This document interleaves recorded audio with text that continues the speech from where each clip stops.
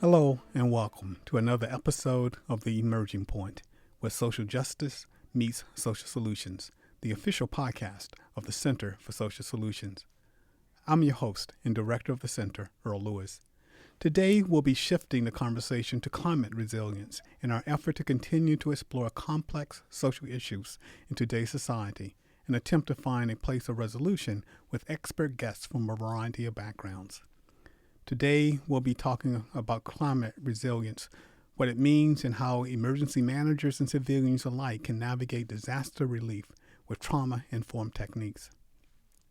To help us dive into this topic is Kati Corlew. Dr. Corlew joined the University of Maine at Augusta Social Science program as a faculty member in 2014, and she teaches a variety of courses in psychology and social science. Dr. Corlew's areas of interest and expertise include the psychology of disaster and climate change, poverty, food insecurity, discrimination, and social justice.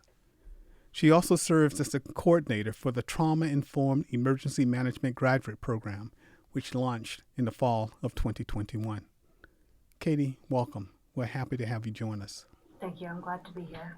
The world has seen an increase in climate disasters like flooding, drought, water scarcity, and more in recent years.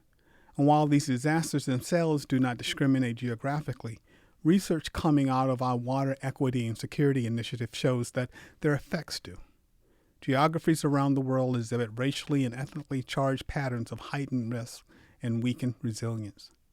Many efforts to help bring aid to disaster-stricken areas don't take these factors into account, which further alienate the people they're intended to help. Even locally, we've spoken with citizens in Detroit who have told us that this new climate is something they were not prepared for. They have lived in the area for generations, and climate change has caused their ancestral homes to become areas of high risk to flooding. But there's no one-size-fits-all solutions to these types of events. Today, we'll be looking at solutions to this disconnect through the lens of a scholar of emergency management and psychology. So, Kati, I'd like to turn to you and ask you a few questions. I'd really like to begin by asking you what led you to your current path and what steps you took to get to a point where you were able to create your own graduate program. Yeah, thank you. My path was a little bit all over the place. From one perspective, I actually started off my career believing that I was going to be working with at-risk youth for my entire life. As a former at-risk youth myself, I had a strong connection to just the struggles that teens and young adults have when they are living in a world that is kind of inherently unjust.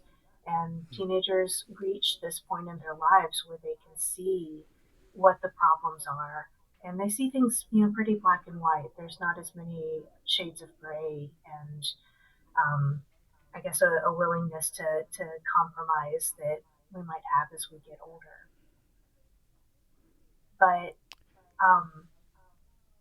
especially teens who have grown up in poverty, grown up in areas where they may be dealing with undocumented status or with racism, discrimination against the poor, other vulnerabilities like this. I spent a lot of my early career working with them, and actually went back to grad school thinking that that was where I was going to be developing my expertise. Going to grad school at the University of Hawaii, and from there almost immediately started interfacing with environmental justice issues, and was seeing the same sorts of issues with environmental racism, with poverty and vulnerability interfacing with the power that people had or did not have over their lands, over the safety of their communities, um, and really began to become interested in these areas. This led me to climate change and the cultural impacts of climate change, and recognizing as a psychologist, a community and cultural psychologist particularly, that while climate change is often considered as sort of a physical sciences issue, it is very much a social sciences issue. We can have all of the best science in the world, but if communities are unwilling or unable to enact the recommendations of that science, uh, the science just isn't going to lead us very far. So we have to understand how communities are being impacted, what their priorities are, and how we can get to a point of really serving the folks who need the most assistance in terms of preparedness, but also in terms of response. I got my graduate certificate in disaster management and humanitarian assistance. And before moving to Hawaii, I continued to work as a locally based climate change scholar and researcher in the Hawaii and Pacific Islands region, working with interdisciplinary teams to create climate science that is really focused on the community that is served by that science. So let's talk about disasters for a second. I mean, and so as you think about the different experiences that people have when they're impacted by disasters, especially if we're talking about droughts and flooding, what do they go through after the event? Thank you. And this is also where that social science piece comes into it. That we know the impact that we can have to our physical structures, our infrastructure, damages that might occur, and kind of the secondary disasters that might occur. For example, with drought, there's always the possibility that that can lead to famine. Um, with flooding, that can lead to you know health issues with cholera or whatever else. But when a community has been impacted by a disaster, no matter what kind it is, it shakes this kind of core perception that we have of an expected stability within our lives. And when a disaster disrupts that stability, it causes a sort of trauma that is going to impact people at very different levels, but everyone will be impacted. We see in communities that have experienced a significant disaster a rise in basically every social ill that you can think of. We'll even see rises in things like domestic violence or substance use. But we definitely see that it takes a while for individuals, but also for communities to recalibrate and start feeling steady and sturdy again in their homes. And if those issues are not addressed and that social infrastructure is not supported and redeveloped, communities can actually kind of crumble and be lost. In some ways, it sounds like you're talking about an exposure to both trauma and Yes, vulnerability. Then, absolutely. And that vulnerability, I, I always think about vulnerability not as something that is inherent to a person. A person who is vulnerable is not vulnerable because there's something wrong with them. They're vulnerable because of the structures and the systems around them have put them kind of at the forefront of risk to cascading impacts and precariousness. So that person may be very savvy within their lives because they're used to having to jump through hoops or troubleshoot more so than other people. But if someone is already in a place where systems are not supporting them, and so they are left vulnerable to the ebbs and flows of the economy or to a disaster, then they are definitely going to be at the forefront of any type of crisis that happens in a community. yeah. No, it's incredible to think about this. In fact, we know from research here at the Center for Social Solutions that if you take Detroit as an example, that people get through such events in quite different ways. Roughly 70% of those who seek assistance, and we found, turn to community members to get through, or to friends and others, and family and neighbors, rather than the state in some way, suggesting that a strong community bonds help people cope both with disasters and the aftermath of disasters. Does that flow from your research as well? Absolutely. And I would say that that is one of the spaces in which emergency managers, but really any community leader who is looking to develop resilience and preparedness against disasters, against climate change within a community, has to look toward strengthening community ties, developing that sense of community, the sense of belongingness, the sense that my voice matters and I have a say in the priorities of how we are preparing our communities, that my voice is actually listened to. And that will go a far way, not only toward building resilience within that community so that they are better able to withstand whatever crisis comes, but also builds trust with any sort of leadership or responders that might come to the community in the aftermath of a disaster. If that trust isn't there, people aren't going to work with those folks. They're going to instead turn to the people that they do trust. And so building that community trust and meaningfully being involved in community preparedness at all stages in the emergency management cycle will really go a far way toward preparing a community better.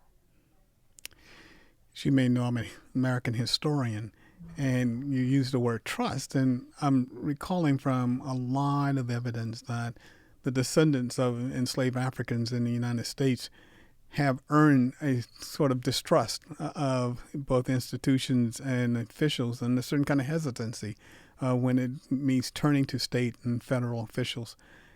Some part of this deals with generational trauma.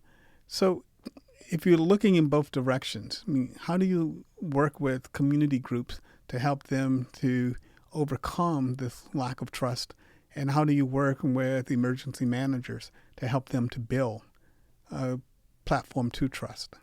That's a really excellent question, and I'm thinking too one of the classic like iconic images from Hurricane Katrina that has always stayed with me is the sign put up in front of someone's house, please stop, quote, helping us, thanks, go away. And that has always stayed with me, especially as someone, from the South who has experienced a lot of this intergenerational historical racism and just the lack of addressing our history, especially within white communities who have difficulty kind of facing our past.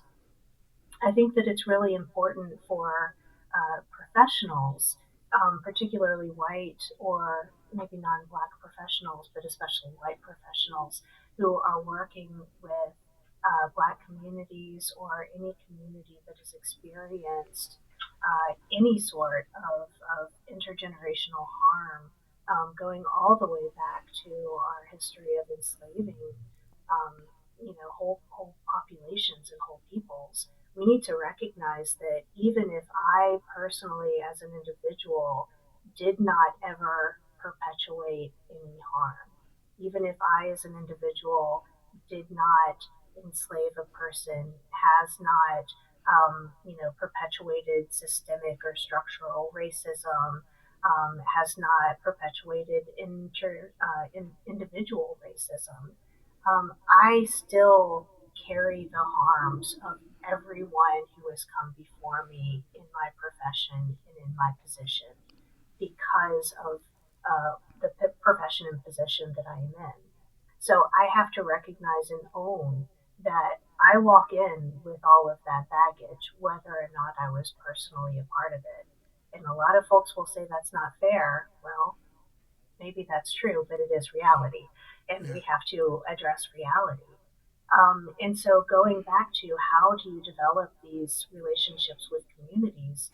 Well, you have to develop the relationships with community. You cannot just walk in at the last minute and say, "Hey, I'm here to save you. Here's what I got. Let's go." You have to spend that time building those relationships, and that is part of both, good, strong community development. So, from a community psychology perspective, but it's also part and parcel with the trauma informed approach to working with communities and individuals. Whether we're talking about individual trauma that someone has experienced following a disaster, or whether we're talking about this intergenerational trauma and this lack of trust due to our shared history. A trauma informed approach is going to enable us to figure out ways to very transparently and collaboratively work toward shared goals and develop those relationships over a period of time. And at the very least, not to re traumatize. Um, I rely greatly on SAMHSA, the Substance Abuse and Mental Health Services Administration. They have just an incredible amount of work that they have done on trauma informed practice, both in terms of working with individuals and communities who have experienced trauma, but also in terms of developing a professional practice that does not traumatize the professionals who are in those positions. And one of the things that SAMHSA talks about for a professional trauma informed practice is that it is not always up to a professional to heal the trauma or to address the trauma directly. Some professionals, a trauma informed practice means not causing further harm and not re traumatizing people. So, at the very least, that's going to be the baseline of a trauma informed practice. But that again means recognizing all of our history that we have, all of the things that we are going to bring into this relationship that are outside of the immediate relationship, that are part of our culture and our shared history. It sounds like, in part, that a trauma informed approach has a certain kind of reparative aspect to it. Yes, I would agree with that. Thinking about the trauma informed in the context of climate resilience, so what led you to try to create a graduate program? Yeah, that's a great question. As you mentioned earlier, one of my areas of expertise is that psychology of disaster and climate change.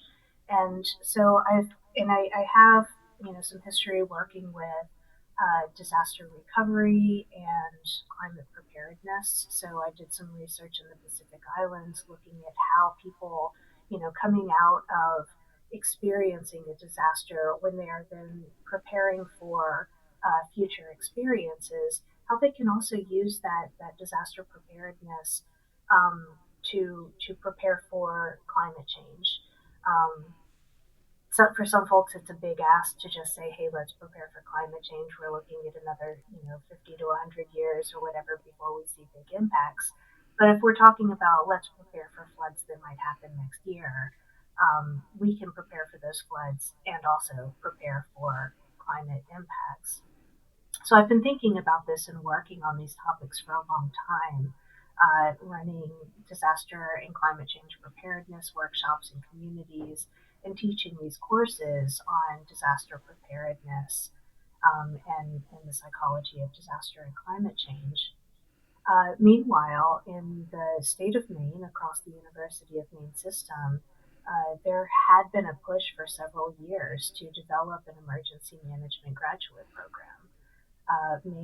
The state of Maine had not had one of these before, and I came into this process when it had been, happening it had been ongoing for a number of years, and there was just, kind of stumbling block after stumbling block, and if no one is kind of at the forefront making it, this is our priority to make this happen, then it's easy to kind of get pushed to the side for the next uh, whatever else we need to be working on. So as someone who is very passionate about this, finally just said, "Hey, can I gather some faculty and put together this curriculum and make this happen?" So I do. I feel like I'm bragging. I do feel confident in saying that probably we would not have gotten to the finish line as we had without me, but it was definitely a big team effort. You introduced a concept I'd never heard before: psychological first aid. What is it exactly? What? Yeah, so I think just like medical first aid or psychological first aid is that kind of triage with individuals and with communities who have experienced an emergency. With a traumatic experience, a disaster, or a community crisis, Everyone is going to be impacted, but not everyone is going to be impacted equally. And we need to recognize early warning signs for who is going to be experiencing greater traumatic impacts than others, and make sure that those resources get to the folks who are definitely going to need them, because they're at risk of suffering greater harms than others in the community. That's a real concern. So, what advice do you typically give to your colleagues and others who are volunteering their efforts or giving their efforts to those who've just faced a traumatic event? One piece of advice I really like from a previous study that I did, in American Samoa, looking at kind of the aftermath of the massive tsunami that had happened there in 2009. One woman said to me, "Don't try to be lonely." Hmm. And a lot of times after an emergency, our foundation is shaken. We're just kind of like lost. We're feeling overwhelmed. And we feel like we don't want to be a burden to other people with all of this craziness that's happening in our head while we're trying to recalibrate. But don't try to be lonely. Don't isolate. Don't be away from people. And those guidelines that SAMHSA has for developing relationships with the community in a real trauma informed way, to have like transparent relationships, collaborative relationships, that goes for the way that we structure our own organizations.